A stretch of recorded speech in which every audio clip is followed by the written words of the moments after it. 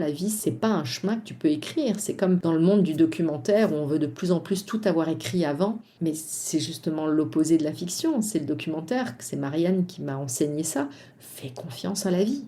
La vie est tellement riche que de toute façon, elle te donnera tout ce qu'il faut pour.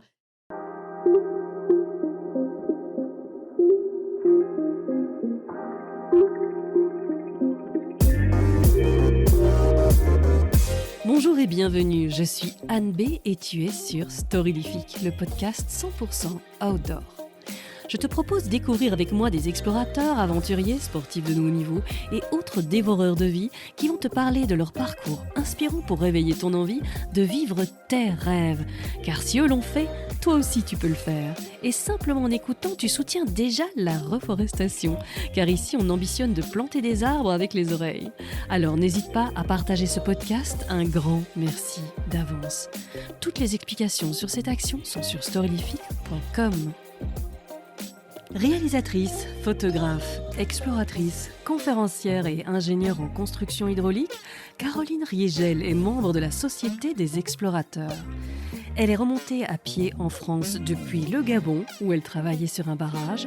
Elle a aussi traversé l'Asie, du lac Baïkal au Bengale, au fil de l'eau, seule, durant 2 années, avec chevaux, ânes, bicyclettes ou chameaux. Lors d'autres voyages encore, elle a tissé des liens uniques avec des nonnes bouddhistes du Zanskar, ce coin très reculé du Ladakh, tout là-bas sur les contreforts himalayens.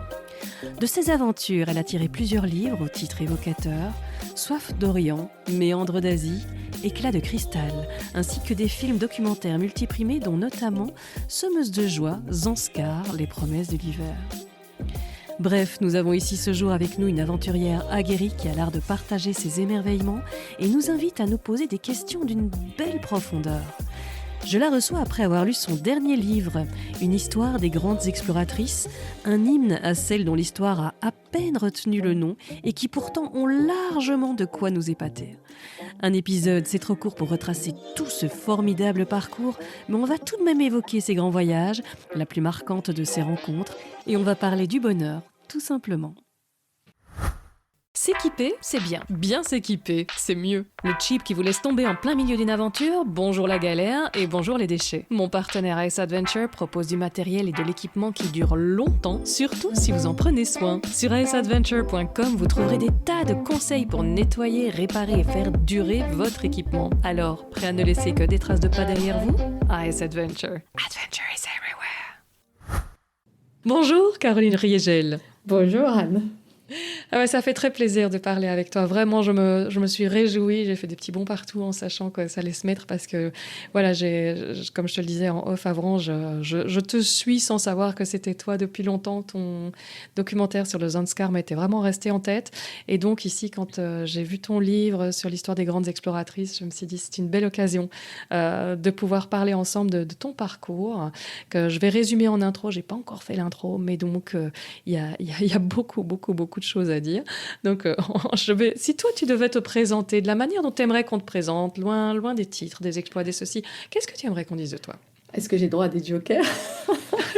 Mais bien sûr. Je crois que c'est la question que j'aime le moins. Présente-toi. Eh bien, alors, ne te présente pas, je le ferai pour toi. On peut parler, en tout cas, je pense, tu as aussi bien l'aspect ingénieur que, quelque part, des intérêts d'anthropologue. Certainement, un intérêt pour l'aspect philosophique de la vie aussi. Moi, c'est vrai que c'est vrai qu'ingénieur, la société des explorateurs, etc., ça fait déjà rêver en soi. Et moi, c'est ton parcours humain qui m'intéresse beaucoup. D'abord, ça a commencé par l'eau, puisque c'était ta spécialité en tant qu'ingénieur. Là, tu vas pouvoir me rappeler ton titre complet, ça, c'est pas trop gênant? Non, ça va. Non, mais c'est effectivement ça, multiple. Ingénieur en construction hydraulique. Je travaille sur des projets, des chantiers de barrages hydroélectriques. Pas forcément toujours, mais souvent c'est hydroélectrique quand même. Ouais. Oui. Et c'est ça qui a un peu démarré, on va dire, tes premiers voyages, ou il y a déjà eu avant? Non, non, en fait, souvent on me dit oui que c'est mon métier qui m'a amené à, mais c'est pas vrai.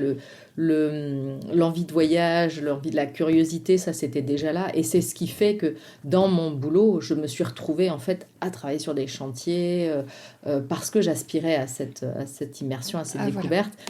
En revanche, le fil conducteur de l'eau sur mon voyage, c'était vraiment pour faire le lien entre mon travail, effectivement, et ce voyage, quoi. J'ai assez souvent besoin de faire des liens, de mettre du sens, de trouver une raison, de ne pas faire juste voilà, les choses à droite puis à gauche. Donc, c'était vraiment pour faire le lien, ouais. Oui, d'accord. C'est ça, donc c'est ça. De la poule et de l'œuf, voilà, on a trouvé qui était le premier de ce côté-là. Les voyages, en fait, je t'ai entendu dire quelque part, je ne sais plus où, que c'était plutôt le Pérou qui avait commencé à révéler cette passion et la marche, non? Avec tes parents? Alors, je- quand j'étais vraiment jeune, je ne me souviens plus à quel moment. Je sais que j'ai un jour demandé à ma maman, et pourtant je lisais pas tous les livres Jules Verne, machin truc. J'étais pas. Mais j'ai demandé à ma maman, c'est quoi un métier en voyage? Elle m'avait dit ambassadeur. Je n'ai pas tout à fait l'étoffe d'un ambassadeur. Euh, mais je pense qu'il y avait quand même vraiment en moi assez petite cette envie, cette curiosité. Et j'ai de la chance d'avoir eu des parents qui m'ont fait découvrir d'abord les choses autour de chez moi. Mais on partait avec la caravane, donc en mode assez découverte, on bouge et c'était pas la plage. Et la plage, on y restait une demi-heure. Hein. C'était pas ça qui comptait. Il fallait voir les trucs d'histoire, il fallait comprendre, il fallait découvrir. J'ai quand même été, c'est vrai, biberonnée comme ça. Mais malgré tout, mon frère et sœur aussi, donc même s'ils aiment voyager, ils ne sont pas allés aussi loin, je pense, dans cette quête d'horizon, dans cette quête voilà, de diversité, de différence, de culture, d'autres, d'un ailleurs, d'un autre, etc., quoi. Et je pense qu'après, euh, il y a eu un petit déclic qui a été le tour des Annapurna que j'ai fait à la marche, en marchant avec ma maman. Et effectivement, j'ai eu quelque chose, j'ai ressenti quelque chose de très profond dans la marche sur le long terme. Et c'est là déjà que j'ai eu cette notion de temps, cette notion très très importante du temps, et que j'ai ressenti quelque chose de très fort dans le fait de prendre son temps et dans le fait de marcher longtemps. Parce que vraiment, au fur et à mesure, je sentais un ancrage dans l'instant, je sentais quelque chose effectivement qui me séduisait beaucoup plus que la consommation touristique, qui m'a jamais finalement vraiment vraiment séduite et que j'ai jamais vraiment trop pratiqué en fait, quoi. Mais Mhm. même dans mon travail, je n'aime pas rester dans un bureau. Mais je n'aime pas non plus prendre l'avion toutes les semaines pour aller à un endroit à un autre. J'aime l'immersion, j'aime prendre le temps quelque part, les 4 saisons, apprendre à connaître. J'aime ça en fait, naturellement. Et ça, je le vois dans tous les aspects. Donc il n'y a pas quelque chose qui a vraiment nourri, c'est naturellement dans toutes mes expériences que j'ai bien senti que c'était ça qui faisait vraiment plus de sens pour moi. Et tout a nourri tout en fait, quoi. Tout s'est Mhm. un peu inspiré de tout dans mon parcours, en fait.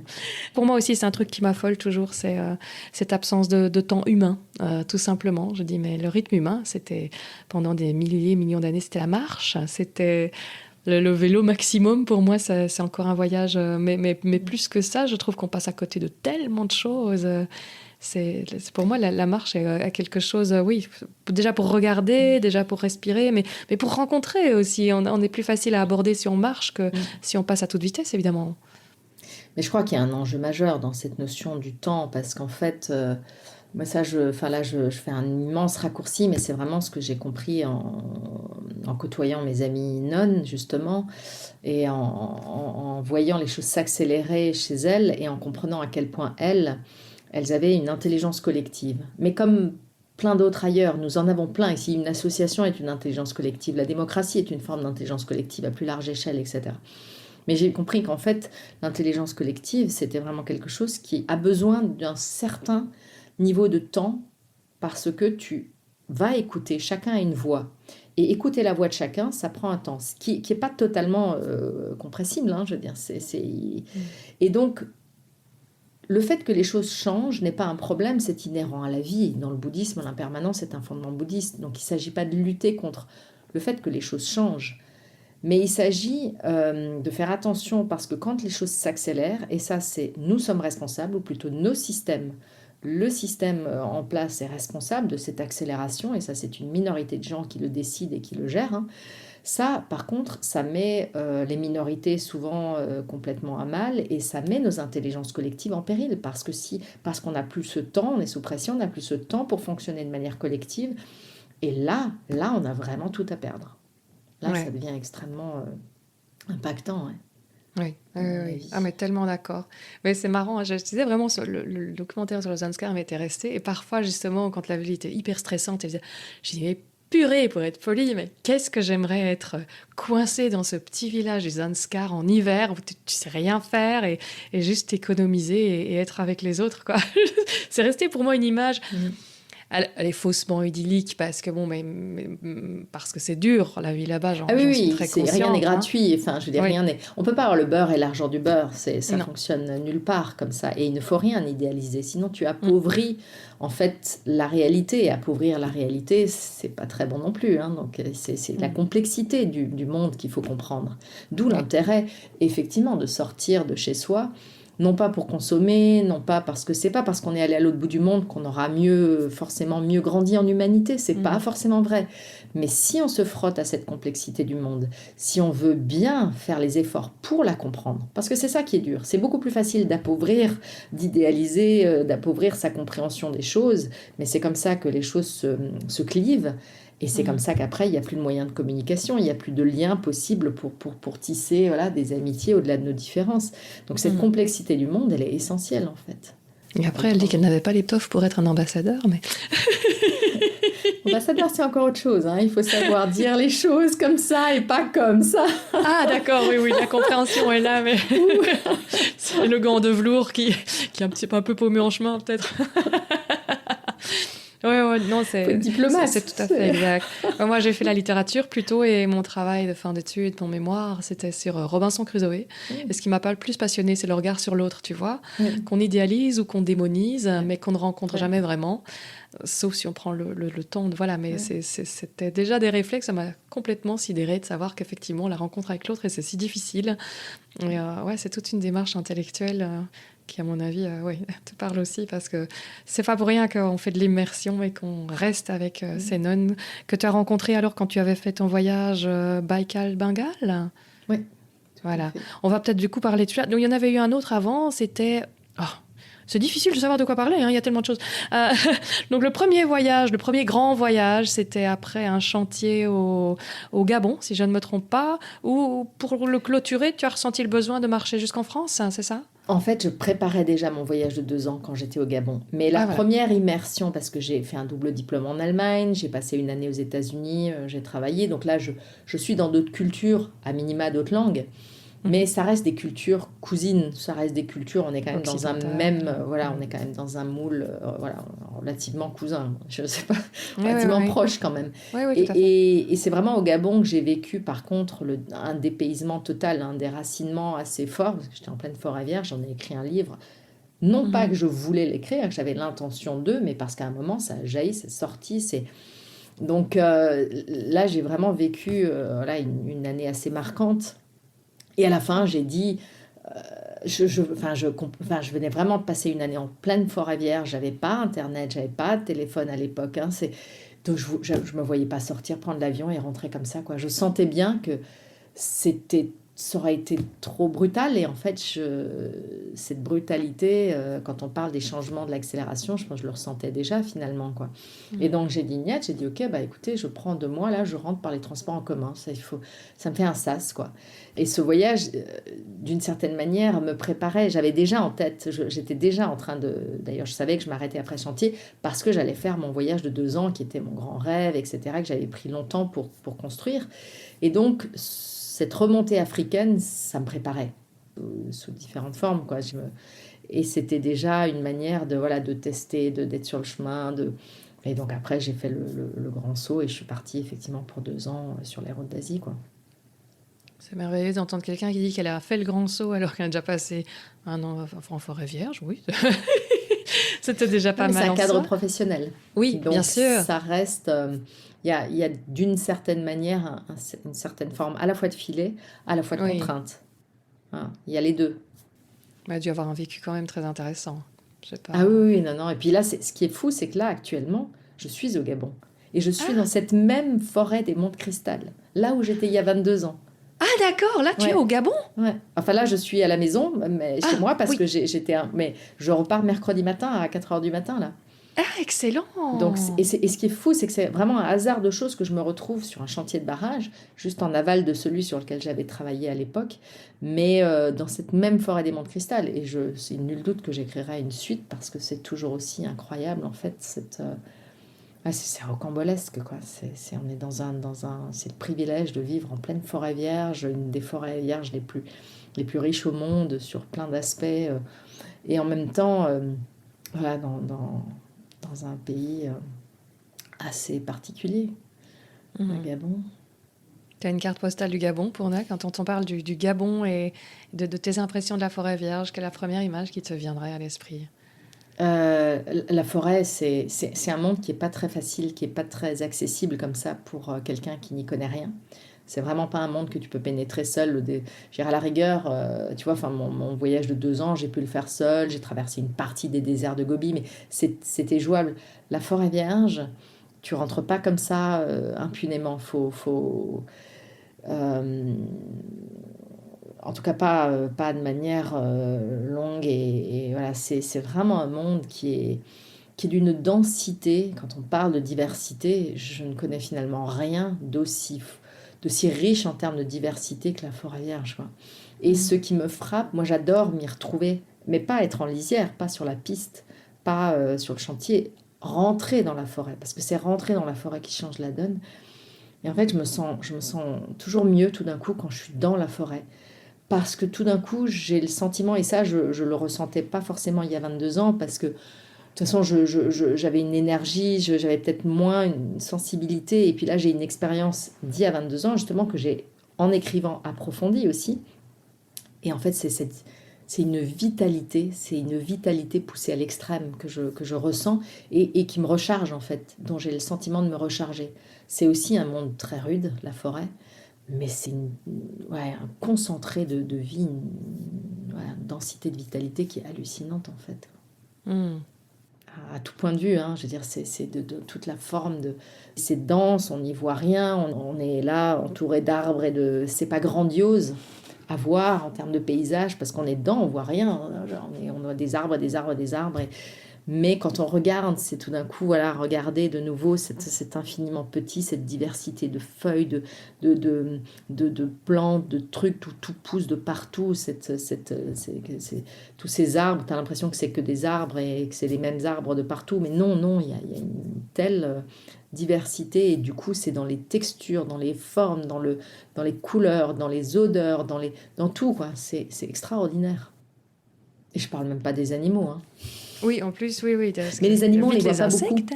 Voilà, les gros animaux, on les voit pas beaucoup. On peut Oui. marcher une journée en forêt et on voit rien. Et c'est déroutant parce qu'on a le livre de la jungle dans la tête, en fait. Donc on est persuadé qu'on va voir un serpent à tous les 10 mètres. Mais pas du tout, pas du tout. Et les animaux sont déjà plus la nuit. Rien que les papillons, 170 000 espèces de papillons, je crois. Mais la 80%, ou je sais plus quel est le pourcentage, c'est énorme. Je dis des chiffres un peu de mémoire, mais sont nocturnes, en fait.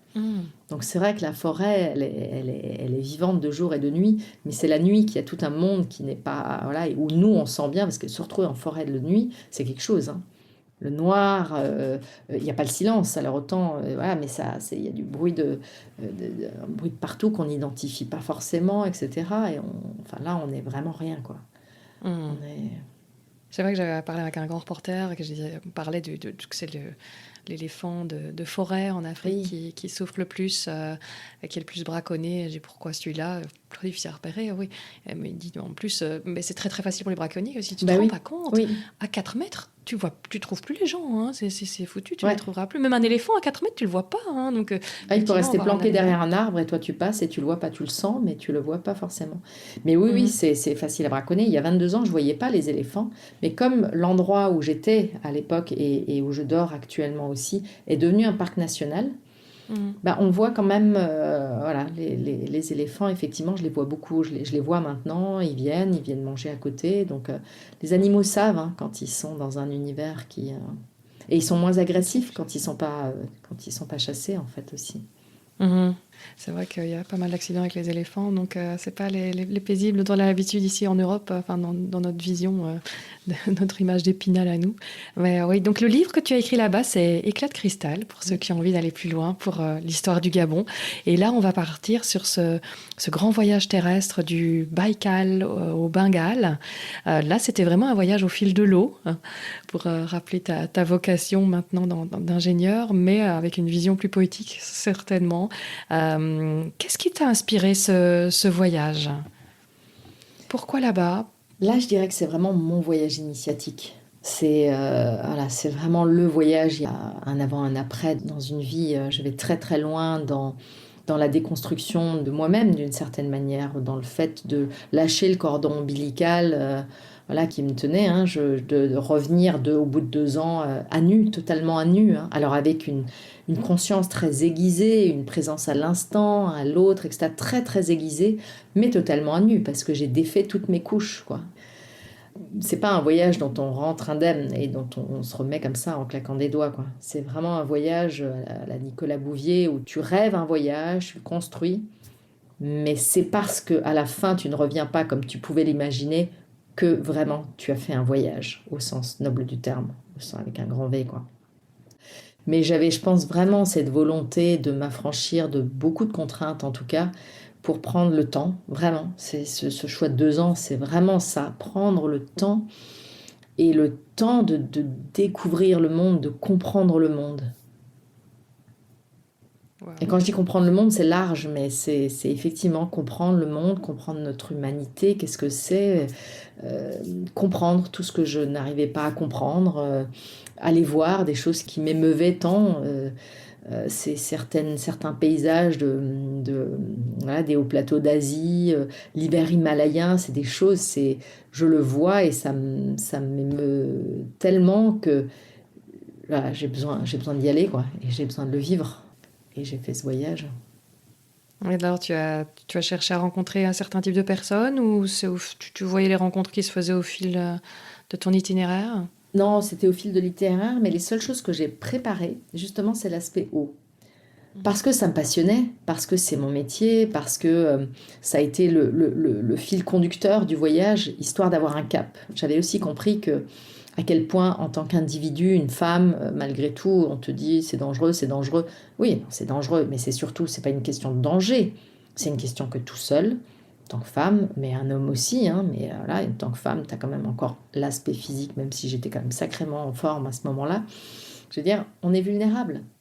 Et donc, pour être le moins vulnérable possible, il faut savoir qui tu es, pourquoi tu es là et avoir un cap. Et ça, j'avais cette conscience-là, pour ne pas faire de mon voyage, et ça, j'avais vraiment cette conscience avant de partir. Je voulais que ce voyage soit quelque chose qui me rende plus riche, plus forte, au moins plus riche, on va dire, mais pas que ce voyage devienne au fur et à mesure une fuite. Je voulais pas rentrer en détestant tout ce qui m'avait construit, tout ce dont je venais, enfin d'où je venais, quoi. C'était pas le but de ce voyage, c'était vraiment pas ça. Et en fait, l'eau, si tu veux, il y a vraiment 2 choses dans le voyage.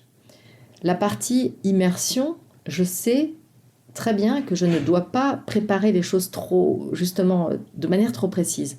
Je sais que je veux traverser le désert de Gobi, si possible avec des chevaux, avec un chameau. Ça, c'est le cadre, point. Le reste, ça va être sur place. En revanche, tout ce qui est lié à l'eau, ce qui m'intéresse, c'est de rencontrer des gens passionnants, des gens du métier, des gens qui ont quelque chose à m'apporter. Les locaux, si tu veux, ils vont me dire des choses, mais qui peuvent compléter, mais ils n'ont pas leur connaissance, elle n'est pas forcément là de manière scientifique, de manière intellectuelle, etc.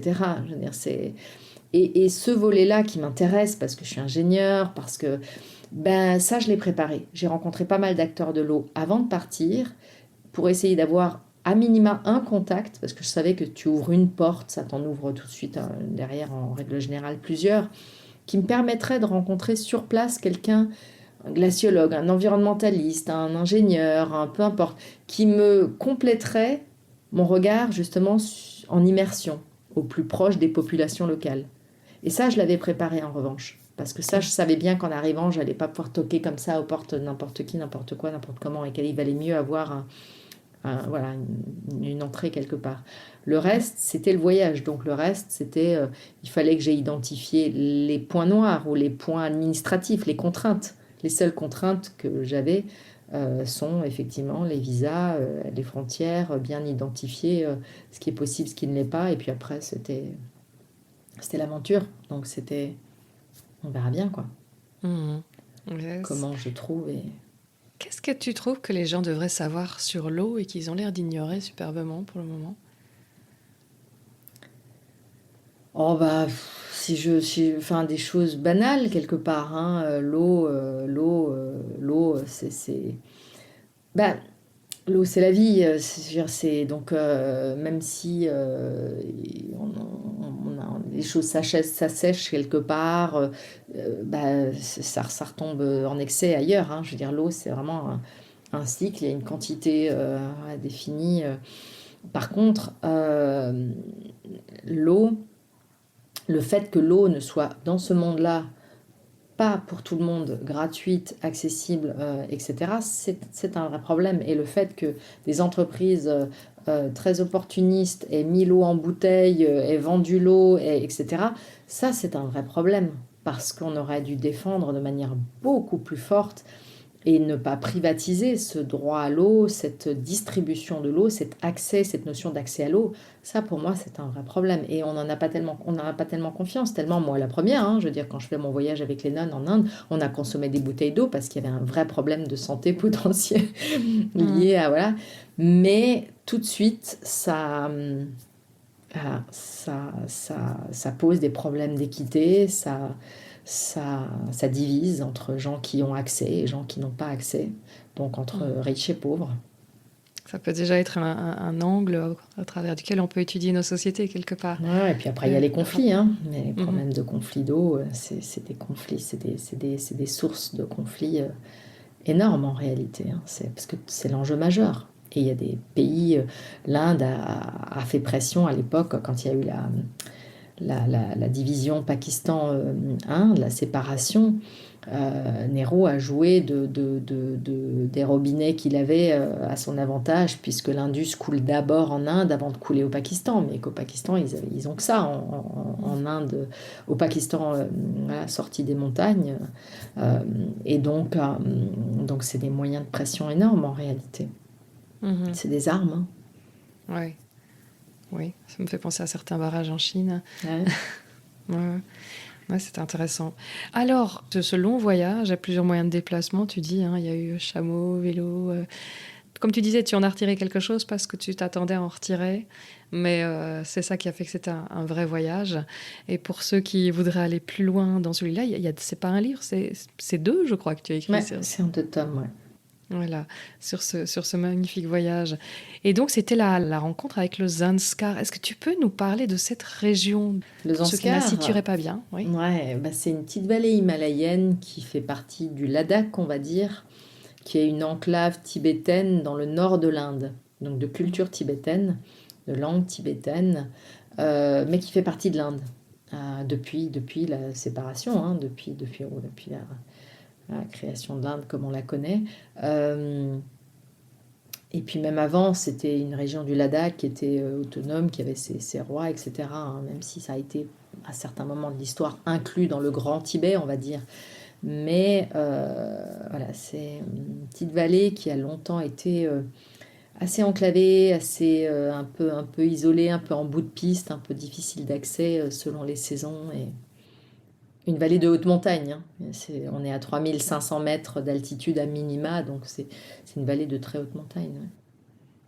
Dans l'Himalaya. Ouais. Dans l'Himalaya, tout à fait. Et donc, c'est là que tu as rencontré ces nonnes, ces sœurs de cœur. Tu peux nous parler de cette rencontre? Bah elle est vraiment hasardeuse, hein. C'est pas une rencontre cherchée, voulue ou préméditée dans le sens où, je sais pas, parce que je m'intéressais au bouddhisme, j'ai voulu passer du temps avec des nonnes. Non, pas du tout, hein. C'est vraiment un hasard de rencontre parce que j'arrive aux Zanskar, parce que je veux y passer l'hiver. Moi, ce que je voulais, mon rêve le plus ancré, c'était l'hiver himalayen. Et puis j'avais déjà eu un petit peu de désillusion, hein, où j'avais déjà passé une forme de...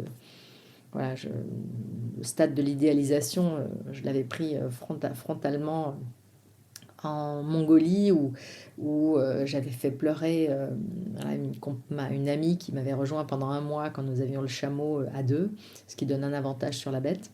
Et parce que je voulais absolument qu'on arrive à un monastère, c'était le premier tibétain, j'avais Tintin au Tibet en tête, Dalai Lama, j'imaginais quelque chose, et puis elle était épuisée, alors que moi j'avais une forme, forcément, je veux dire, j'étais... Et je pousse quand même, si, je veux pas qu'on y passe juste à midi, je veux qu'on y dorme, et on est arrivé dans un Far West incroyable, où le moine n'avait qu'une envie, c'était de profiter de nous, d'abuser de nous, ou en tout cas de profiter de nous voilà, sexuellement. Enfin, Mhm.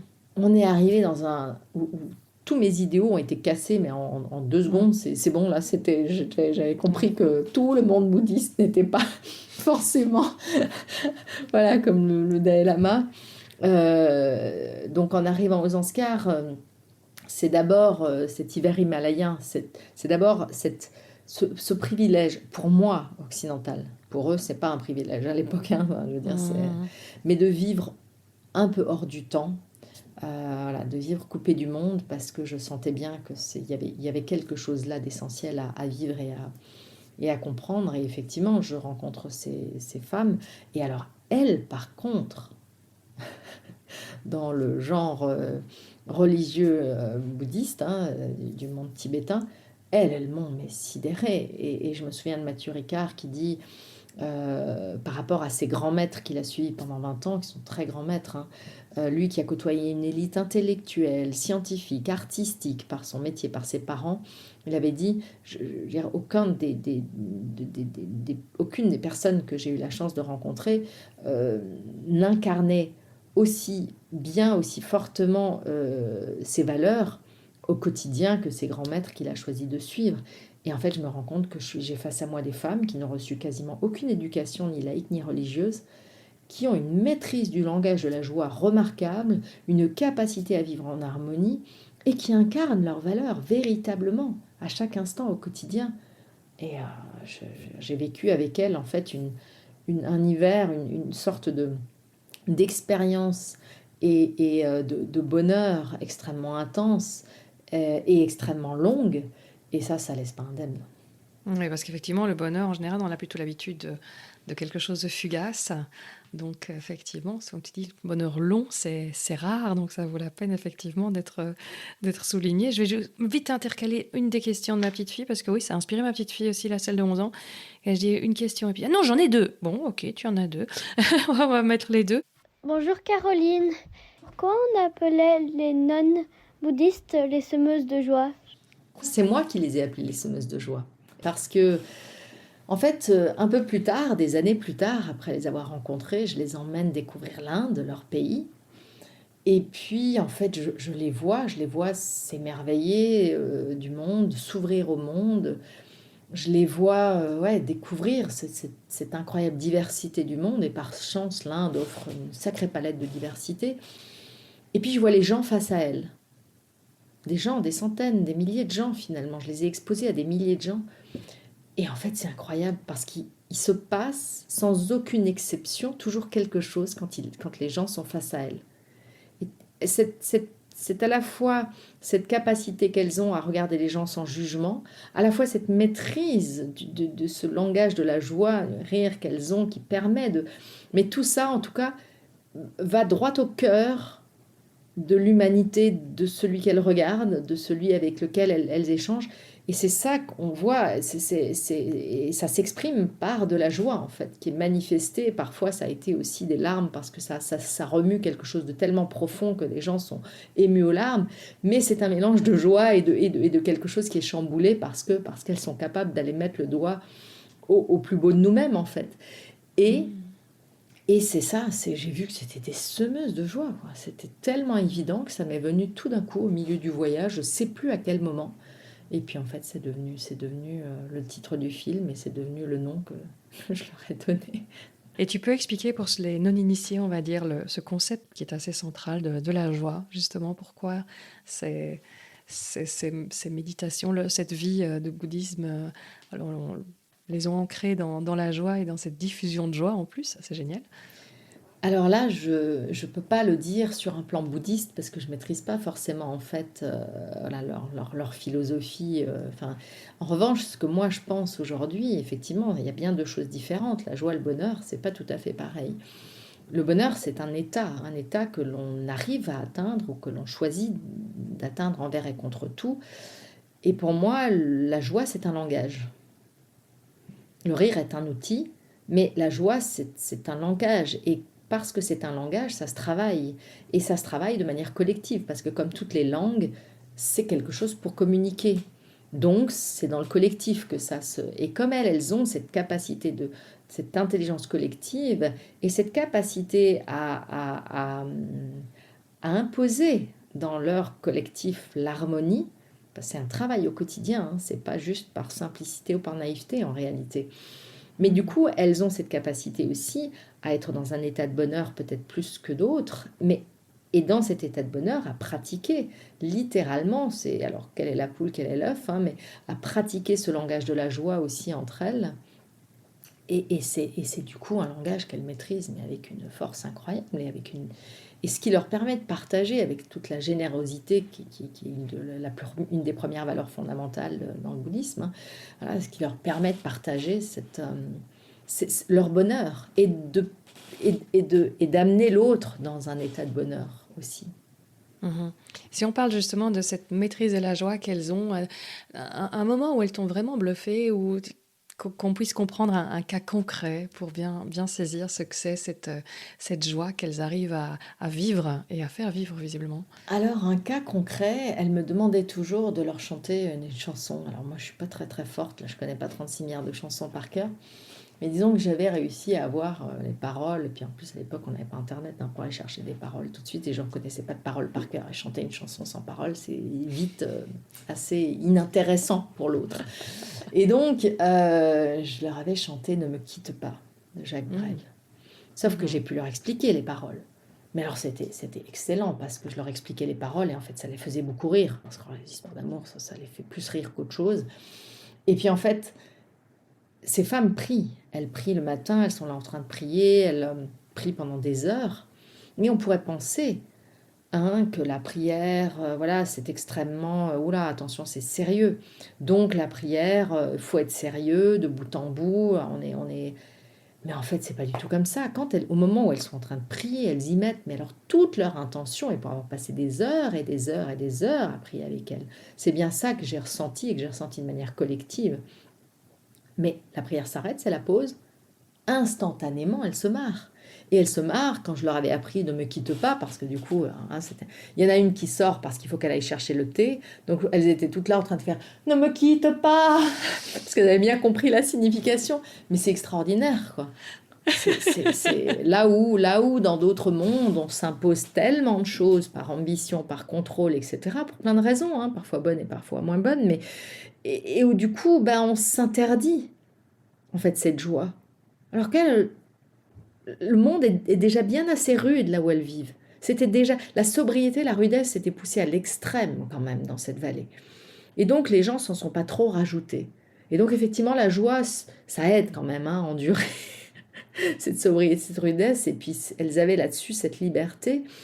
Et personne n'est venu leur dire « Oula, non, mais ne ris pas, hein, comme on pense au nom de la rose, attention, le rire, c'est dangereux, c'est terrible. » Personne leur a dit ça. Elles ont un gourou direct, le Dalai Lama, qui leur dit « Riez, rire, c'est important », et qui est un rire extrêmement communicatif. Donc voilà, donc elles n'ont pas été polluées par cette peur du rire, parce que ça ferait perdre le contrôle de... Donc... Moi, souvent, je ris beaucoup quand je fais mes podcasts. Je passe un temps fou au montage à couper mes rires parce que c'est très, très souvent. Et donc, c'est vrai que j'en avais parlé avec Marianne Shaw qui a dit que non, là-bas, le rire, c'est assez omniprésent dans la culture c'est aussi. Très omniprésent. Et je me dis, mais c'est vrai qu'en général, quelqu'un qui rit beaucoup est perçu comme quelqu'un de moins intelligent dans notre culture. Moins sérieux. De moins c'est oui, voilà. Ou si t'es gentil aussi, c'est pas un compliment chez Non. nous. Tu dis mais on a tellement à y perdre de ne pas rire. Alors chez elle, être gentil, c'est très honorable. Rire, Mhm. c'est très très bon pour tout, pour la santé et pour le moral. Ouais, je vais déménager. J'avais déjà dit à Marianne, je vais déménager. Donc ça, il n'y a pas de... Non, mais c'est vrai, c'est dommage, hein, ça fait tellement de bien de les voir, effectivement. Et on se disait quand on voyait ton documentaire, mais est-ce qu'elle a coupé pour prendre tous les passages où elle rigole ou est-ce qu'elle se bidonne en permanence, ces Non, femmes on qui ont se l'air bidonne tellement beaucoup. épanouies? Parce que Mais même ça dans les rit, moments durs. Hein. oui, C'est aussi, c'est pour impressionnant. alléger. Oui, c'est beau à voir et c'est vrai que le voyage, j'ai pas eu le temps encore de voir le documentaire avec leur voyage, mais je vais continuer, même si l'épisode est fait, je vais continuer à regarder. En fait, je montre même pas tout. En fait, si je montrais vraiment toute l'intensité des rires, je veux dire, à l'image, ça pourrait presque porter préjudice, parce qu'on va se dire, oh là, mais c'est... Et elles-mêmes sont conscientes de ça. Hein. Mhm. Rire entre nous, mais j'ai eu des fous rires avec elles, mais c'est inimaginable le nombre de fous rires que j'ai eu avec elles. Mais il faut en montrer un peu, mais si je montrais que ça, on se dirait, enfin, et toute leur hiérarchie religieuse, la première, hein, on se dirait, oula, Et pourtant, oui, il faut que ça reste dans le quotidien, dans la réalité. Il faut pas, voilà, Ouais, mais c'est ça qu'on faut se pas dit, les c'est marrant, réduire au rire non plus, pardon. Je veux dire, bien en fait, sûr, bien parce que sûr, mais c'est vraiment pas que ça. Alors, oui, tout à fait. Mais c'est ça qui était un beau contraste entre cette légèreté où tu expliquais, je t'ai entendu expliquer aussi que, bon, tu leur avais expliqué les défilés de mode à Paris et qu'elle s'amusait à descendre au village en mode, en style défilé, en riant de bon cœur. Et d'un autre côté, comme tu disais, c'est cette profondeur de prière qui peut durer des heures et tu sens qu'elles ont beaucoup travaillé sur l'ego, sur la connexion, non, elles sont très très loin spirituellement et en même temps, elles savent garder une âme d'enfant et avoir ce plaisir tout simple et sans elles sont arrière-pensée, pragmatiques quoi. aussi. Mhm. Elles sont pragmatiques, en fait, aussi. Elles doivent travailler, elles doivent, je veux dire, elles ont pas un monde à leur service, en fait. Donc, je veux dire, elles connaissent les réalités de la vie, du quotidien. Et tu parles beaucoup de cette notion du collectif. Tu peux aussi me donner un exemple pour bien comprendre justement cette force du collectif qu'elles ont créé? Ben, alors, des exemples, bah, c'est qu'elles... déjà, elles ne fonctionnent même pas... Au début, je disais, ah, elles ont un fonctionnement très démocratique. En fait, ça va au-delà. Alors c'est à une petite échelle, hein, donc c'est pas... Mais elles ont un fonctionnement anarchique en réalité. Il n'y a pas de hiérarchie entre elles. Et ce qui est très intéressant ce sont des personnalités différentes. Et elles sont toutes attachantes de manière individuelle. Certaines sont remarquables pour ci, pour ça, enfin, je veux dire, mais elles sont vraiment différentes. Mais il est très clair qu'ensemble, il y a quelque chose de plus. Et c'est ça, cette intelligence collective.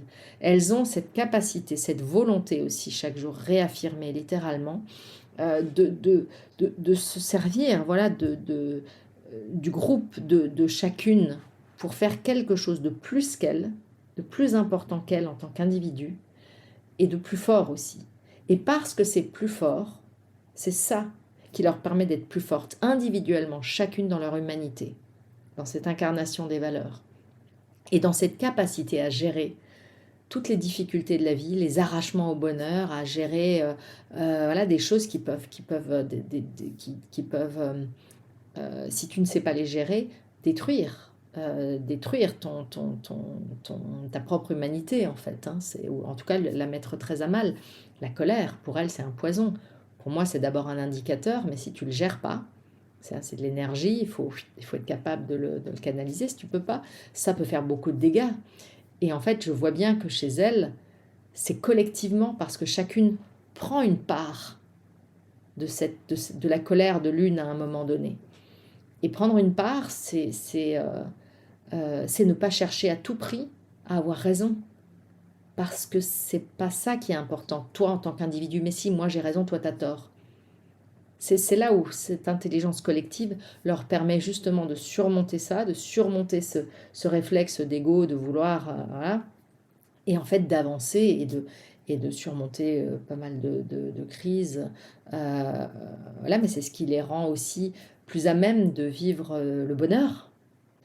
Parce que de la même manière, hein, dans ces moments difficiles, moi je l'ai vu à la fin du film Zanskar, les promesses de l'hiver, moi je suis toute seule à digérer, moi je plonge, alors qu'elles sont ensemble. Et pourtant on a toutes vécu un choc, on a vécu quelque chose voilà, qui est assez... mais pour elles, ensemble, c'est plus facile. C'est vrai qu'on a des leçons à prendre de ce côté-là. Ici, dans notre société de plus en plus individualiste, on a beaucoup plus à y perdre. On est trop vulnérable, on est trop faible. C'est, Oui, tout à fait. Ouais. Après, c'est vrai qu'elles ont une mémoire collective. Hein. Je veux dire, 12 mémoires, c'est toujours plus puissant qu'une seule. Hein, c'est clair. Elles sont riches de la diversité de chacune aussi. Hein. Ouais, source de résilience. C'est beau, c'est très beau. Quelle est la belle leçon peut-être que tu as apprise auprès d'elle? Un truc qui est dans ton quotidien, tu dis ça vient d'elle et... Qu'en fait, le bonheur, c'est un choix. C'est-à-dire que envers et contre tout, ce sera jamais parfait. Il n'y a pas de la même manière que l'idéalisation, la perfection. C'est pas ça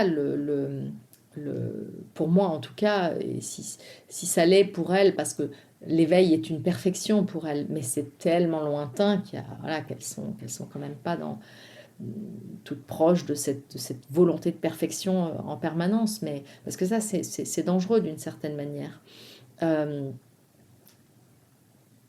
Mais de fait, le bonheur, c'est d'abord une conscience, c'est d'abord un choix, c'est-à-dire que peu importe ce qui t'arrive, peu importe si les choses sont dures, etc., c'est le seul choix véritable qu'on ait sur nous-mêmes, en fait. Hein. Je choisis envers et contre tout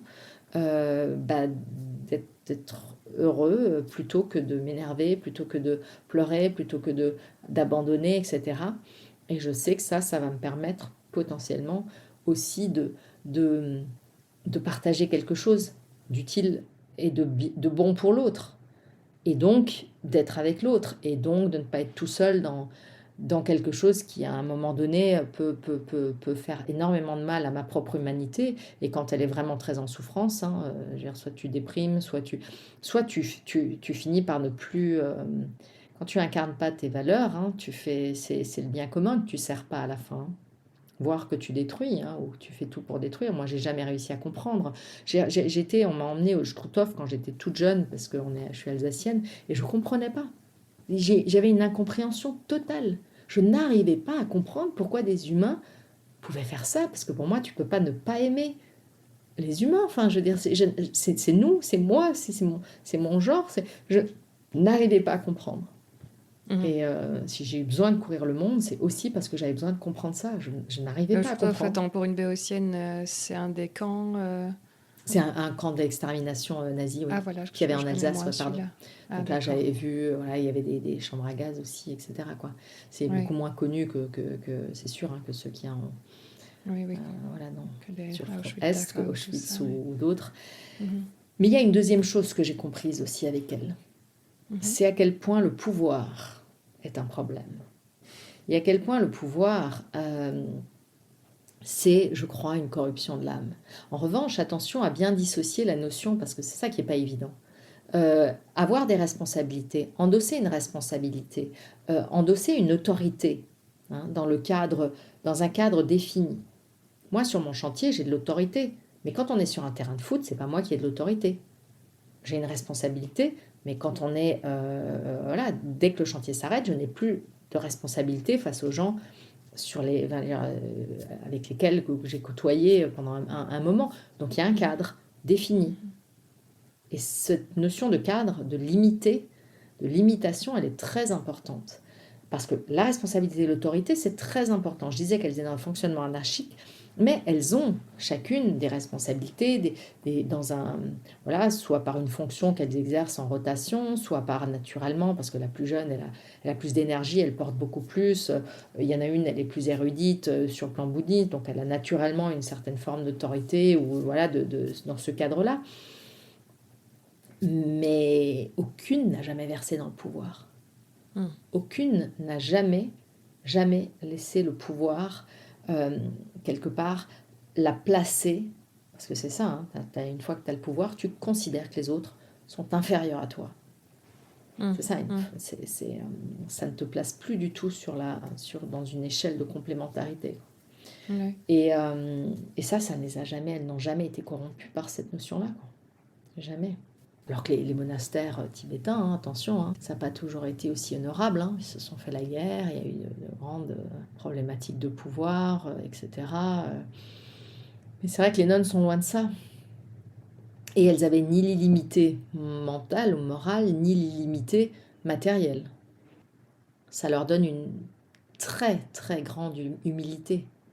Mais pour moi, dans tout ce que j'ai fait avec elles, il y a une différence entre être humble, mais être fort avec toi-même, être fort face au monde, parce qu'il y a une différence entre être soumis et entre être humble et s'adapter. Et moi, je veux que ces femmes que je trouve remarquables puissent s'adapter aux changements et ne pas les subir. Et je veux qu'elles soient très fortes dans leur chemin de vie, dans leur chemin de foi, mais aussi face au monde, mais effectivement pas soumises. Et ça, c'est pas tout à fait la même chose, quoi. Non, tout à fait. Ouais. Être humble, c'est pas nécessairement se laisser marcher sur les pieds. On est bien d'accord. Ouais. Et donc, c'est vrai qu'à ce moment-là, on peut aussi souligner je crois que tu as fait un très beau livre de photos dont les bénéfices vont justement à ce monastère. Donc, ça vaut la peine d'être souligné. C'est quel... Il s'appelle Semeuse de joie. C'est vraiment mon livre hommage à la beauté de ces femmes, où j'ai eu la chance de travailler avec les photograveurs de Vincent Munier, La Panthère des Neiges, et que j'ai pu faire à la faveur du temps que nous avait imposé ou offert la pandémie. C'est selon les points de vue, comme toujours. Oui. Parce que sinon, j'avais jamais eu le temps de faire ce travail photo. Et en fait, j'avais fait un petit album de souvenirs qui pour moi n'est pas du tout travaillé. Enfin, du coup, je ne peux pas vendre ça. Je l'avais imprimé à 100 € l'unité pour nous, en fait. J'avais fait ça sur Internet, mais je le mettais pour quand elles étaient là ou quand je faisais des conférences pour consultation. Mais les gens étaient prêts à l'acheter, j'en revenais pas. Enfin, donc j'avais compris qu'en fait, ce qu'ils voulaient, c'était avoir quelque chose d'elles. C'est vraiment d'abord ressentir leur beauté intérieure, extérieure, leur sourire, leur joie au travers de ce livre photo qui est pas comme un film, qui est un objet qu'on peut ouvrir comme ça, de temps en temps, régulièrement, juste le feuilleter, puis là, les sentir nouveau un peu plus près. Et je me suis rendu compte que c'était ça l'effet que ça faisait. Et c'est plutôt beau, ouais. Il est magnifique, donc voilà. Et en plus, c'est pour une bonne cause, donc il ne faut surtout pas s'en priver pour ceux que ça tenterait.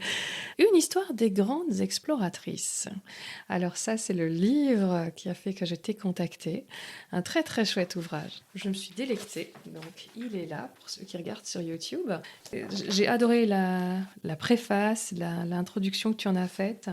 Et ça va vraiment dans tous les sens, des femmes pirates, à Jane Goodall, à des premières aviatrices, et puis les grandes dames de la mer.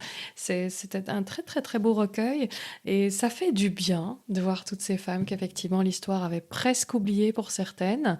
Et j'ai une question de petite fille pour commencer la discussion. Tiens, ça c'est celle d'Amandine.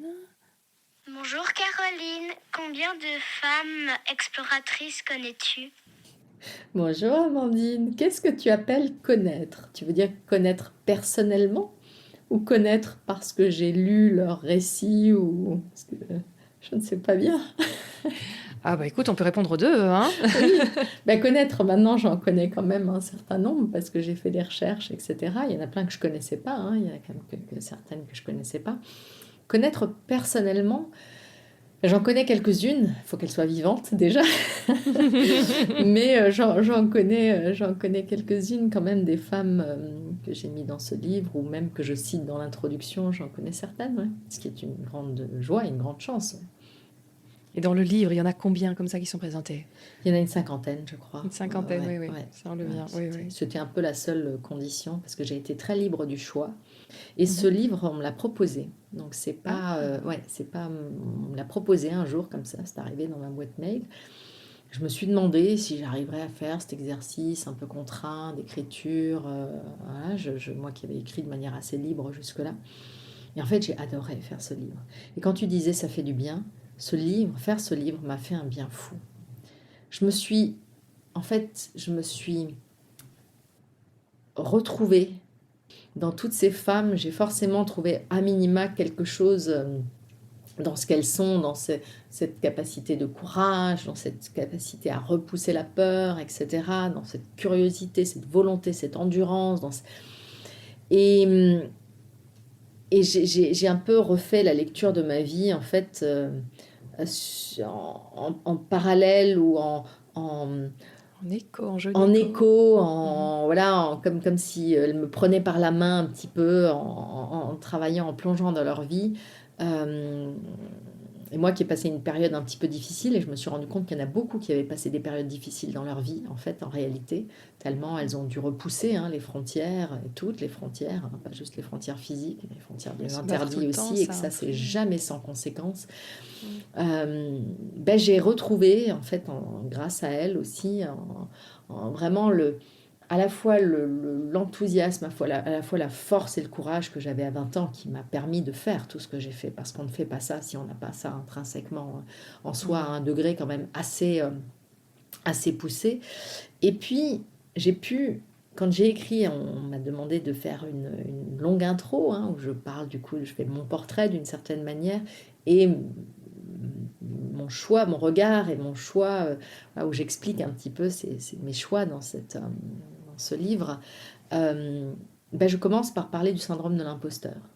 Et en fait, de l'avoir écrit, c'était terminé. Voilà. Ah oui. Ouais, c'est ça qui était fou. C'est de l'avoir écrit, de l'avoir écrit et de l'avoir lâché dans quelque chose, en plus, qui n'est pas rien. Je parle de femmes extrêmement remarquables. J'aurais pu ne pas le dire en me disant, oh là, non, mais c'était fini, quoi. C'était fini. Et j'ai retrouvé une force incroyable derrière. Ça y est, il faut refaire l'intro, elle est plus vraie. Ce livre, quoi. Mais non, parce que je l'ai ressenti longtemps, ce syndrome de l'imposteur. Parce que, mais comme certaines, on le ressentit forcément. Je parlais de la détestation de son propre genre. Il y a certaines femmes qui, toutes n'étaient pas féministes et forcément heureuses d'être femmes parce qu'on leur empêche trop, en fait, d'exprimer tout le potentiel qu'elles ont à l'intérieur d'elles-mêmes.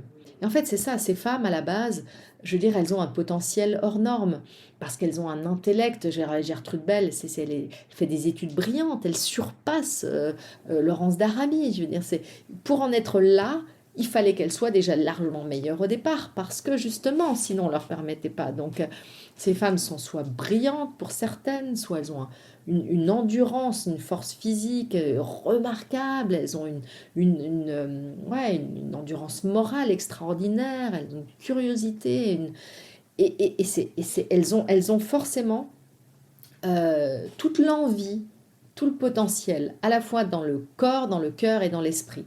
Mais voilà, il y a un monde dehors qui leur dit « Ah non, ça c'est pas pour toi. Ah non, ça c'est pas pour toi. » Mais elles ont très bien compris que ça c'était extrêmement riche, extrêmement...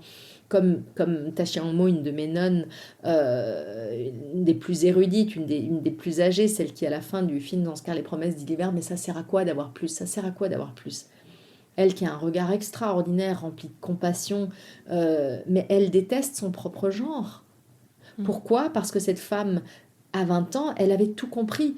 L'éveil, c'est la chose la plus belle au monde, et elle avait et l'intellect, et l'envie, et le courage, et la notion d'effort. Ça lui faisait pas peur, elle avait conscience de tous les efforts, mais elle était prête à les faire pour aller dans cette voie. Et puis là, il y a tout un monde et tout un système qui dit « Ah non, toi, tu restes là ». Mais on n'imagine pas ce que ça génère, en fait, de frustration, certaines vont transformer ça en humour, voilà, mais il y en a certaines qui finissent par finalement, au fond d'elles-mêmes, vraiment ne pas aimer leur propre genre, quoi. Oui, je me souviens des discussions que j'avais eues en Thaïlande avec un moine qui parlait justement de tout ce que, la vie du moine, etc. Je dis lémonial. Ah oui, il peut y en avoir. Nous, pas dans tous les mouvements du bouddhisme, mais chez nous, il peut y en avoir. Je dis donc, elles peuvent aussi atteindre l'éveil, etc. Et là, c'est... Puis un autre, c'était carrément ah non, non, il y a pas de monial. Je dis oui, mais comment les femmes font? Alors elles peuvent atteindre l'éveil aussi? Ah oui, oui, tout à fait, mais elles font comment? Puisque vous devez suivre 3 milliards de règles et plein de rituels, de prières, etc. Soit elles sont très supérieures parce qu'elles y arrivent, hop, comme ça, toutes seules dans leur coin, oui. Et puis en fait, oui, effectivement, on se rend bien compte en discutant un petit peu que, oui, effectivement, l'éveil, c'est très probablement pas pour les femmes, sauf si elles se réincarnent en homme dans l'incarnation prochaine. Voilà. Mais on voit bien que les exploratrices, en tout cas celles qu'on connaît, qui ont pu se permettre de laisser un héritage, parce qu'il faut laisser un héritage pour que le reste du monde, c'est pas forcément nécessaire, mais pour que le reste du monde sache que vous existez, ce que vous avez fait, sans héritage, c'est-à-dire un livre, l'outil, photographie, film ou livre, mais sans outil, on peut pas, voilà, le reste du monde ne peut pas, et certaines ont sans doute fait des choses extraordinaires sans rien dire, parce que justement, c'était peut-être plus simple comme ça, et on n'en saura jamais rien. Mais toutes celles qu'on connaît, effectivement, les victoriennes, je veux dire, elles viennent toutes de familles très très riches en réalité. Oui. C'était pas du tout fait, enfin, c'était pas pour tout le monde. Déjà pour les hommes, en règle générale, c'était rarement du monde pauvre aussi, mais pour les femmes encore moins.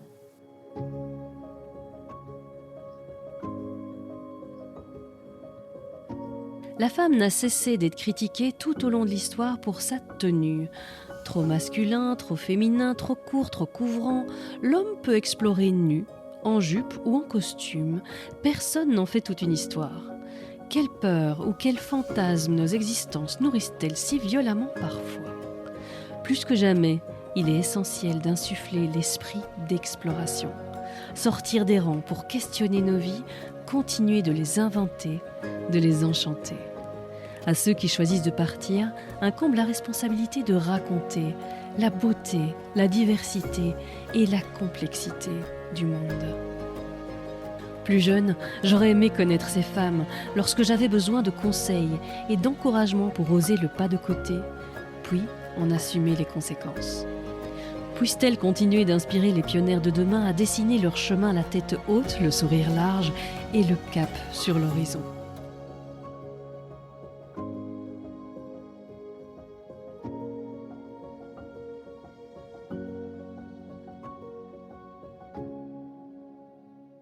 Les femmes, ça fait longtemps qu'elles... Et ça n'a pas encore énormément changé. Je crois que sur les grandes courses, il y a Isabelle Autissier qui est dans ton livre, qui disait qu'effectivement, elle a très, très vite compris que si elle voulait faire des grandes courses au large, il fallait que ce soit en solitaire, parce que se mettre dans une équipe avec des hommes, c'était quasi exclu. Et encore récemment, j'ai interviewé une Marie-Kell qui disait que c'était exactement la même chose, que ça a été dur, oui, en équipe, pas toujours très bien acceptée. Elle a une forte tête, donc elle a un peu imposé sa féminité et tout ce que ça implique, mais je se faisais rembarrer aussi, donc c'est encore pas gagné. Donc c'est ça que ces livres, ça fait du bien, toutes ces fortes têtes qui tiennent tête à une société, mais effectivement, parfois il y en a qui ont terminé très petitement dans un grand essoufflement d'avoir dû se battre toute leur vie.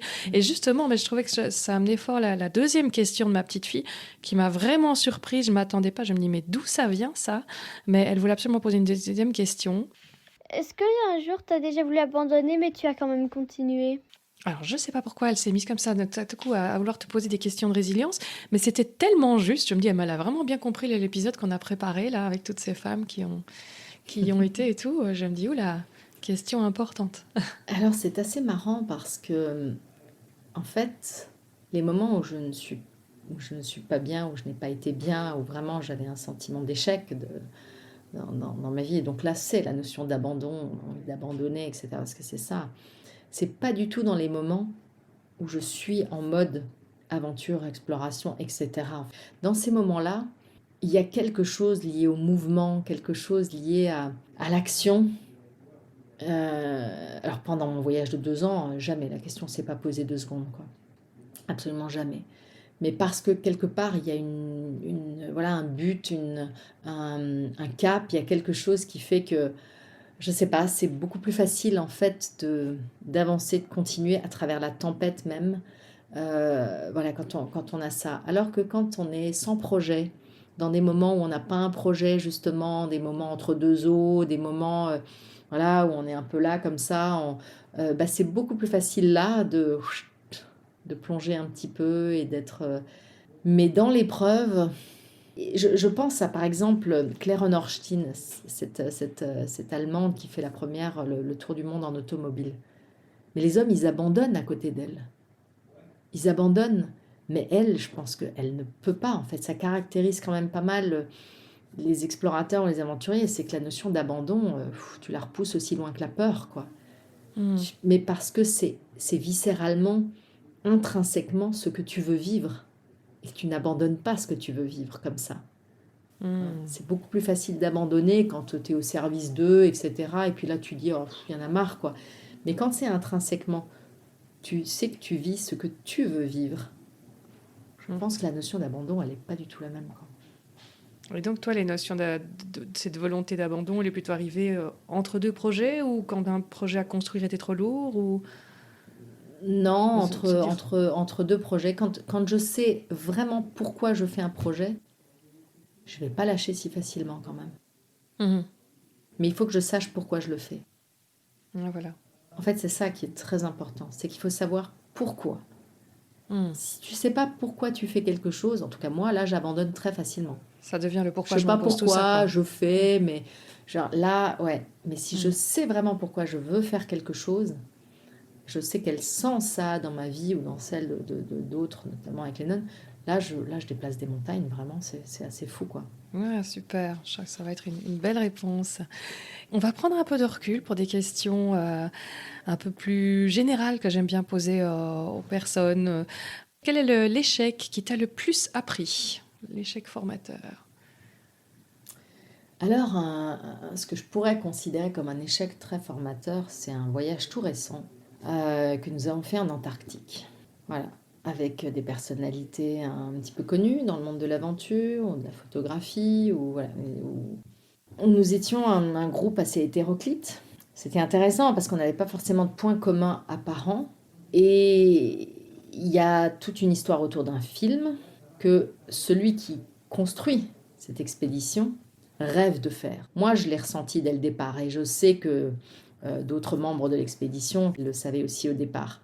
Mais comme ce chef d'expédition n'a pas su jouer son rôle de chef, c'est ça qui est très intéressant, parce que moi, ce qui m'intéressait, c'était justement d'approfondir cette notion d'intelligence collective, où on était là, non pas comme les nonnes, des gens, des personnes avec un but commun, avec une sensibilité commune, donc ça va matcher sans avoir à faire d'efforts. Là, c'était intéressant parce qu'on n'était pas forcément avec des ambitions communes, avec voilà. Et en fait, c'est très important d'avoir un but commun. Ou alors, on est chacun en touriste, on est chacun voilà. Et en fait, ça a été très difficile parce qu'on s'est retrouvés, les choses ont explosé dès le départ en arrivant sur le bateau, parce que le chef d'expédition n'avait pas joué son rôle de chef, n'avait pas imposé les règles, le but commun, voilà. Et là, j'ai compris à quel point une intelligence collective, oui, mais il faut un leadership ou un but commun. Mais tu ne peux pas dire à chacun, non, non, mais tu fais ce que tu veux, comme tu veux, etc. Et puis en fait, en réalité, c'était pas ce que tu voulais. En réalité, tu voulais quelque chose. Et le film a été un élément de clivage très fort. Mais ce qui est intéressant, c'est que là où certains membres de l'équipage n'ont absolument pas lâché, moi j'ai eu à lâcher prise parce que moi on m'avait fait peser sur mes épaules voilà, la volonté de ce film, faire ce film. Et là, j'ai vraiment dû faire quelque chose qui a été assez violent pour moi, dans un cadre confiné, un bateau, 2 mois en Antarctique. Mais Ouais, ça a été ça a été très enrichissant, très très enrichissant, mais pas du tout comme je l'imaginais. Et ça a été à la fois violent. Mais justement, c'est une forme d'échec derrière laquelle, parce que tu bouges, et je pense que j'ai plus appris que, par exemple, ceux qui ne sont pas sortis de leur cadre et ce qu'ils attendaient de ce voyage, quoi. Lâcher les attentes. Ouais. Ouais. Un exercice pratique, imprévu. Et le succès dont tu es le plus fier? Oh là, ce qui est vraiment une richesse inouïe dans ma vie, c'est cette histoire avec les sonneuses de joie. C'est une histoire de vie longue, d'immersion, d'engagement. C'est quelque chose où où ça a dépassé tout ce que je pouvais, tout mon entendement aussi. Et que je contrôle pas tout parce que justement, on est tellement intimement liés aujourd'hui on trébuche ensemble, on se relève ensemble, on avance ensemble, on affronte ensemble, on réfléchit ensemble, on se questionne. Et Et en même temps, on s'est énormément apporté mutuellement. Et au-delà de s'apporter mutuellement, en les partageant au monde, voilà, je mesure qu'en fait, l'impact a été énorme et nous a dépassés. Mais c'est là où ça a été quand même quelque chose d'une densité, une intensité à vivre assez exceptionnelle. Ouais, c'est une merveilleuse histoire qui n'est pas finie. C'est quoi les ingrédients pour réussir sa vie et vivre ses rêves? Il faut faire confiance à la vie déjà, faire confiance à son humanité et puis entourer des bonnes personnes. Mm-mm. Tout ce qui te fait du mal ou qui te veut du mal, faut essayer de maintenir voilà, avec une certaine distance. Parfois, c'est juste parce que c'est pas le moment, t'es pas capable voilà, de faire le lien ou de trucs. Hein. Parfois, c'est une question de timing, parfois, mais on a une capacité d'endurance, de résilience, mais il faut pas se surestimer quand même. Hein. On a besoin d'être aimé, on a besoin d'être encouragé, on a besoin d'être inspiré, on a besoin de tout ça. Hein. Et là, il n'y a pas d'exception à ça, hein, je crois. Oui, c'est le secret pour aller loin, c'est d'être bien entouré. On dit seul loin vite, hein, mais... mais il y a une chose, et là je dois dire que je remercie Jérémy Villet sur notre bateau en Antarctique, une chose essentielle que j'avais un petit peu perdue dans les moments difficiles justement, et c'est normal, c'est la capacité d'émerveillement. En fait. C'est essentiel, il faut pouvoir... Mes amis, je veux dire, se sont émerveillés de tout quand je les ai emmenés découvrir... et l'Inde et la France. Et je me suis nourrie de leur émerveillement. C'était extraordinaire. Mais l'émerveillement est essentiel. En fait. Ouais, c'est une notion qui revient souvent dans les personnes d'interview et j'adore. Je trouve ça aussi que c'est complètement fondamental. Ouais. Est-ce qu'il y a une citation qui t'inspire ou une histoire qui te motive? Moi, des citations dans ton livre, j'en ai trouvé plein. Alors oui. Que j'ai entouré, souligné. Ouais. Alors, si tu me les demandes s'il faut les réciter par cœur, j'en suis incapable. Donc... Non, mais j'espère bien. Mais il y en a une en particulier. On m'avait offert une carte. Je me souviens de mes collègues, en fait, quand j'étais partie pour travailler avec le CICR, justement, d'ailleurs. Mm-hmm. C'était une citation de Colette qui disait « Faites des bêtises, mais faites-les avec enthousiasme. » Mm-hmm. Et je trouve que c'est jamais aussi important. Ça n'a jamais été aussi important. Alors, est-ce qu'il y a une question que je ne t'ai pas posée que tu aurais aimé que je te pose? Peut-être, je ne sais pas si tu voulais parler de l'association, de toute cette notion de... Oui, très bonne idée. Ouais. Mais parle-nous avec grand plaisir de cette association qui te tient à cœur. Mais en fait, l'association, c'est vraiment pas quelque chose que j'ai commencé tout de suite en arrivant là-bas, en fait. Dans la chronologie de notre histoire de vie... je fais un voyage, je les rencontre, je fais une promesse, je reviens vous voir dans les 2 ans qui suivent, parce que vraiment j'ai conscience que si je dis je reviendrai vous voir, ça n'arrivera jamais, parce que le temps il reprend bien plus vite encore que la forêt vierge, c'est droit. Et vraiment ma promesse était très précise, quoi, et je l'ai tenue. Et puis voilà, des années après j'en fais une deuxième, les emmener en Inde, et puis il y a ce film, et puis en fait, il y a une école qui ouvre, une école primaire qui ouvre et qui est vraiment un enjeu de survie de la nonnerie. Et là, je me suis retrouvée donc à faire une association pour partager un peu les bénéfices, les retombées possibles grâce au film qui est un outil de partage, de communication extrêmement efficace. Mais on se retrouvait vraiment à porter le film alors qu'on avait la construction de l'école, parce que ça, c'était pris en charge par personne, ni par ceux qui gèrent l'école ou les salaires des profs. Et là, je suis rentrée dans une phase qu'on peut appeler le développement, c'est-à-dire qu'on n'est plus dans je fais une promesse aux nonnes, je vous emmène découvrir l'Inde, c'est l'envie de vous faire un cadeau, c'est moi qui assume financièrement ce voyage et je ne demande rien à personne parce que je sais que c'est jamais gratuit. Mais dans le développement, on est dans une toute autre phase. Parce que l'enjeu, c'est pas l'argent, je peux ramener des millions à la nonnerie, s'il n'y a pas d'évolution de mentalité locale, ça ne servira à rien. Ça peut très facilement être du gâchis. Dans un monde où il y a de la corruption endémique, où n'importe quel projet du gouvernement, 50%, je veux dire, était jusque-là utilisé, non pas dans le projet, je veux dire, c'est une vraie problématique. Et l'enjeu, c'est bel et bien l'évolution des mentalités locales. L'argent doit être un outil. C'est un outil très utile, hein, un outil qui permet de faire beaucoup de choses, qui est parfois nécessaire hein, dans un monde voilà, qui marchandise tout, mais ce n'est pas une finalité en soi.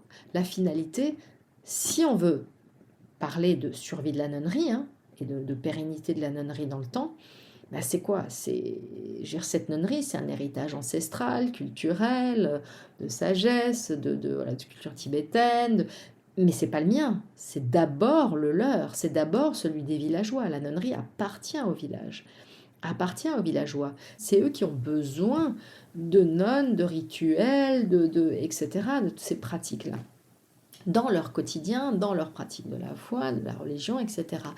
Donc, c'est eux qui, les premiers, doivent accorder la juste valeur à l'instant T à leur nonnerie. Et cette valeur évolue au fur et à mesure du temps. Ils ne doivent pas rester dans une évidence qui l'était parce que personne ne se posait la question, mais voilà, les nonneries n'avaient rien, absolument rien comme ressources comparées aux monastères qui sont déjà de base riches de terre, par exemple, dans un monde où la terre était l'essentiel, hein, et ça choquait jamais personne. La réincarnation masculine super la réincarnation féminine, ok, mais ça place une échelle. Donc, s'ils ne veulent pas que la nonnerie meure, ben c'est à eux de se dire quelle est la valeur, quelle est la vraie valeur de cette nonnerie pour qu'elle continue à semer ce qu'elle est capable de faire, quoi. Et c'est à eux de se rendre compte de ça. Et donc, l'argent, tout ce qu'on construit, voilà, doit s'inscrire dans une dynamique collective.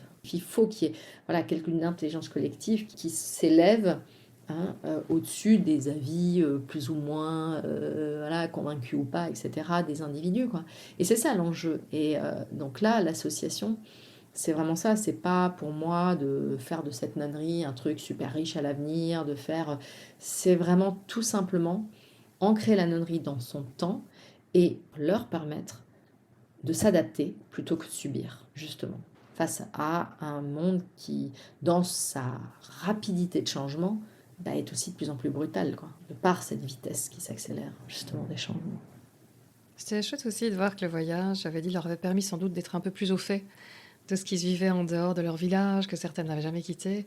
Et donc, justement, comme il y a cette route maintenant qui arrive au village, qui va justement amener un flux beaucoup plus important de visiteurs, qui viennent sans doute aussi de plus loin, qu'elles puissent ne pas être complètement perdues, mais qu'elles aient justement ces différents ailleurs en tête et qui va leur permettre sans doute d'appréhender quand cet ailleurs vient jusqu'à chez elles. Oui, alors il y avait déjà une piste, mais disons que là, il y en a 2 nouvelles, il y a Internet, enfin là, ça vraiment, ça C'est se... exponentiel. Et au-delà de un cadre que l'on prédéfinit pour toi, en tant que femme, en tant que nonne, en tant que peu importe, hein, par rapport à ta religion, au système qui te domine, qui te gouverne, par rapport à ta culture, etc., ben, c'est aussi un cadre dans lequel il y a une certaine notion de peur, quoi. C'est sur la peur qu'on manipule hein, les autres. Et c'est ça qui est très intéressant avec les exploratrices, les explorateurs aussi, mais les exploratrices en l'occurrence, puisqu'on parle de femmes, qui ont à bouger les lignes un peu plus parce qu'elles sont en bas d'une certaine échelle, en tout cas. Ben, c'est ce curseur de la peur. Et moi, j'ai vu mes amis, mais repousser la peur naturellement au travers de tout ce qu'on a vécu, en fait, très très loin. Et c'est ça qui les rend plus fortes. Parce que si tu as peur, tu te soumets, je veux dire, rien que par exemple le fleuve gelé, on fait le fleuve gelé dans ce premier voyage en Inde. La plupart ne l'avaient jamais fait. Mais l'hiver d'après, je reviens, parce que je dois encore filmer, je repasse encore tout un hiver à la nonnerie. Je n'ai rien demandé. Après le voyage qu'on a fait, d'elles-mêmes, il y en a certaines qui ont dit qu'elles ont décidé ensemble, tout ensemble, mais du coup, certaines ont dit, ok, nous on y va. Ah ben on va chercher Caroline. Ah ben on va refaire le fleuve gelé. Ah ben non, mais on va avec les hommes du village quand ils y vont, là, on les suit. Comme ça, on l'aide à porter, comme ça, elle a besoin de payer un porteur, etc. C'était extraordinaire. Alors que les femmes ne faisaient pas, ou quasiment pas, le fleuve gelé, les nonnes encore moins, enfin, je dirais, à cette époque, quoi, et avant ça. Et là, c'était fabuleux parce qu'il y a une moitié du village qui dit « Ah non, quand même, non, le fleuve gelé, non, mais c'est quand même dangereux. Non, mais les hommes vont s'en occuper, puis elles ne sont pas dupes. Elles savent très bien qu'ils ont autre chose à faire, et en l'occurrence, aller chercher des groupes et de l'argent. Hein. » Et une autre partie du villageois qui a dit « Non, mais après tout ce qu'elle a fait pour vous, ouais, quand même, non, mais allez-y, quoi. » Mais peu importe, il y a un débat, et elles l'emportent, parce que finalement, en le faisant, le débat est clos, et elles ont gagné. Et demain, on ne dira plus jamais « Non, vous n'avez pas le droit d'y aller. » C'est ça qui change, quoi. Sans avoir fait de combat. C'est extraordinaire. On a vraiment envie de les connaître, tes petits bouts de femmes, là. Elles sont très inspirantes, oui. Quelle est ton actualité du moment ou tes projets futurs? Alors actuellement, je suis de nouveau, j'aime bien parce qu'on me dit souvent: «Ah mais tu travailles, encore dans ton domaine d'ingénierie?» Et ben oui, en fait, je n'ai jamais eu envie de faire de choix. Je sais juste que je peux pas tout faire en même temps. Enfin, pour moi, dans ma vie, en tout cas, je mesure combien c'est une richesse de pouvoir faire des chantiers, d'être dans un monde qui n'a rien à voir avec ma vie aux Anscars. Donc c'est vraiment intéressant voilà, de la même manière que je peux me retrouver à la table entourée de gens, corrompus, alors que je peux passer un moment voilà, avec des femmes qui sont qui sont incorruptibles et dans leur cœur et dans leur, et dans leur porte-monnaie, qui sont généreuses, mais c'est ça qui me donne la force d'amener quelque chose justement que ces gens-là ne sont pas capables. Et la différence, elle se fait là aussi. Hein. C'est ça les combats, c'est ne rien lâcher. Rien lâcher, tout à fait. Voilà. Voilà, donc ton actualité projet futur, donc c'est ce Je suis au chantier Gabon, du ouais. professionnel, Je suis au oui, Gabon voilà. actuellement. Et sinon, il y a d'autres documentaires en vue, des envies de ce côté-là? Pas tout de suite, mais il y aura une suite à Éclat de cristal. Là, la matière, et les personnages, tout est là, donc ça. Ah, formidable, quelle bonne nouvelle. Et donc, pour te suivre, si on veut te retrouver, je pense que tu as un site qui est assez complet, un site Oui. internet. Je ne sais pas si tu es très réseaux sociaux. J'ai quand même un gros doute. J'ai une page Facebook et j'ai un compte Instagram, mais c'est vrai que je suis pas forcément totalement de cette génération absolue et je n'y suis pas tous les jours. Oui, c'est ça, il n'y aura pas la story du jour, donc... En tout cas, en ce moment, pas, parce que je suis hors réseau et je n'ai même pas accès aux réseaux sociaux sur mon chantier. Et je suis hors réseau là où je réside, en forêt. Donc là, il ne faut pas m'en vouloir si je ne suis pas proactive ces temps-ci. D'accord, on peut s'abonner, Pas il y a s'inquiéter. quelque chose qui finira par Mais arriver. c'est quand même là qu'on peut suivre quand il y a une actualité, quand il y a quelque chose, je le partage. Un grand merci pour le temps que tu m'as accordé aujourd'hui. Un grand merci beaucoup. pour l'ouvrage qui me donne envie de découvrir les autres. Mais vraiment, hein, je vais continuer à creuser ça avec mes petites filles pour les documentaires et moi toute seule dans mon bon fauteuil pour les autres livres. Mais ce sera avec grand, grand plaisir que je continuerai à te lire parce que je me suis vraiment régalée. Merci beaucoup. Merci à toi. Que vous souhaitez d'autre à la fin de cet épisode que de travailler à et de choisir chaque jour le bonheur, d'avoir confiance en la vie, de vous mettre en mouvement car c'est confirmé, la route est belle et aucun obstacle n'est insurmontable. Je vous conseille ô combien chaleureusement le livre de Caroline, Une histoire des grandes exploratrices. Je ne pensais pas que je l'aimerais autant, mais de l'introduction, riche en réflexions que je n'ai pas arrêté de souligner, ouais, j'écris dans les livres, je sais. Au récit de vie de ces femmes extraordinaires, j'ai kiffé. Et comme le disait Caroline, en tant que femme, cela fait un bien fou de lire enfin des noms féminins sur des aventures qui n'ont rien, mais alors là, rien à envier à celles de leurs homologues masculins.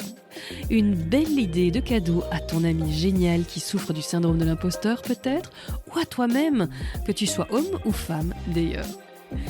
Dans les notes de l'épisode, je te mets toutes les infos sur l'invité et sur la page de l'épisode sur mon site web, il y a en bonus des photos, extraits et liens vers ses livres et ses films pour ceux qui veulent aller plus loin.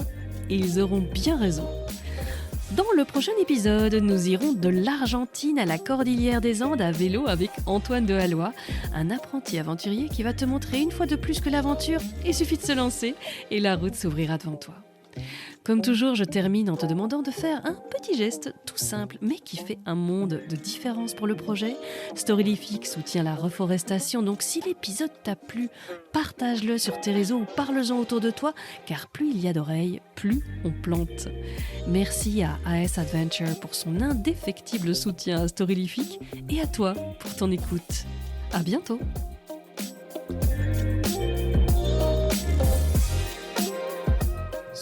Faire ce livre m'a fait un bien fou. Ah, tes souhaits. Ça fait du bien aussi. Oui, Valentine, je suis encore en train d'enregistrer mon cœur. Bonjour Valentine. Merci pour tes questions. Et en fait, tu ne pars pas comme ça dans une expédition si tu ne dessines pas ou si tu ne... Pardon. C'est l'heure, tout le monde qui arrive.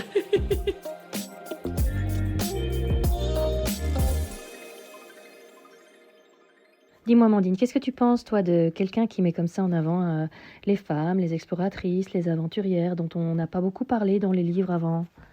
Je trouve que c'est une bonne idée parce que les exploratrices, les femmes, on ne les met pas beaucoup en avant. Du coup, c'est bien d'en parler un peu et Et toi, ça te fait plaisir de savoir qu'il y a des femmes qui ont déjà fait toutes ces choses et qui sont aussi fortes que des hommes, quoi, finalement? oui, c'est très chouette. Toi, est-ce que tu penses que les filles, elles sont aussi bien que les garçons? Oui, Et dans ta vie de femme, après, tu crois que ça va continuer comme ça? Est-ce que c'est égal les filles et les garçons? Ou tu remarques que parfois les femmes, elles peuvent pas faire tout ce que les hommes peuvent faire? dans certains pays, des femmes ne sont pas libres de faire ce qu'elles veulent et c'est que les hommes qui font ce qu'ils veulent. Les femmes, elles peuvent pas partir de chez elles sans un homme ou voilà, s'acheter des choses toutes seules. Du coup, c'est vraiment pas juste parce que les femmes ont le droit d'être privilégiées autant que les hommes.